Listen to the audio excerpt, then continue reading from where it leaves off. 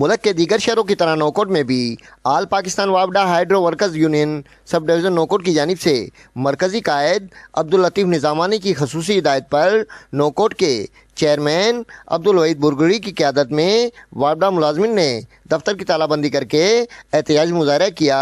मुजाहरीन ने अपने हाथों में प्ले कार्ड भी उठा रखे थे। इस मौके पर उन्होंने हुकूमत से मुतालबा करते हुए कहा कि वापडा में किसी भी सत्ता की निजकारी के हर फैसले को हम मुस्तरद करते हैं। निजकारी से वापडा मुलाजमिन का मुस्तकबिल गैर महफूज हो जाएगा।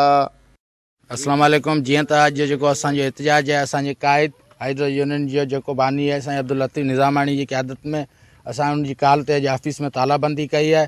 फर्स्ट ऑफ ऑल त जेको आहे असांजो जेको बि स्टाफ जी शार्टेज आहे उहा घटि कई वञे ऐं उनखां अलावा मुलाज़िमनि जूं पघारूं वधायूं वञनि ऐं कंहिं बि सूरत में निजकारी जो अमल जेको आहे उनखे ख़तमु कयो वञे, रोकियो वञे ऐं जेको बि आहे लाइनमैन जी ज़िंदगी बचाई वञे ऐं बकेट्स गाॾियूं ॾिनियूं वञनि जंहिंसां जेको रोज़मर्रा जा मसइला थियनि था लाइनमैन जी हयाती बचाई वञे। असांजो एहतजाज आल पाकिस्तान वापडा हाइड्रो यूनियन सरबराह साईं अब्दुल लतीफ़ निज़ामानी जे हुकम ते पूरे पाकिस्तान में कयो पियो वञे, छो त हुकूमत पाकिस्तान मुल्क जे अदारनि खे विकिणणु, नीलाम करणु ऐं पंहिंजा जेब भरण जे लाइ सोचियो आहे ऐं उन में मुलाज़िमनि ऐं अवाम जे लाइ वॾे में वॾो नुक़सानु आहे। जो बिजली तमामु पहिरीं बि महांगी आहे ऐं प्राइवेट थियण खां पोइ तमामु महांगी थींदी आहे ऐं प्राइवेट अदारनि खां उन्हनि जेका परचेज़ कनि पिया, बिजली ख़रीद कनि पिया, उनजो बर्डन अवाम ते पइजी रहियो आहे। उनजे करे असांजो मुतालबो आहे त प्राइवेटाइज़ेशन जो सिलसिलो बंदि करे ख़ुदि जेके वापडा जा पावर हाउस आहिनि उन्हनि खे हलायो वञे ऐं वापडा जी बिजली पैदा करे।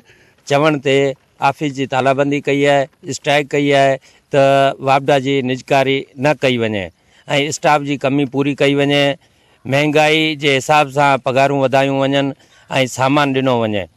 उन्होंने हुकूमत से मुतालबा किया कि वापडा की निजकारी के फैसले को फौरी तौर पर वापस लिया जाए और यूमिया उजरत वाले मुलाजमीन को भी मुस्तकिल किया जाए, जबकि महंगाई के तनासुब से तनख्वाहों में इजाफा किया जाए, मुलाजमीन की सिक्योरिटी को यकीनी बनाया जाए।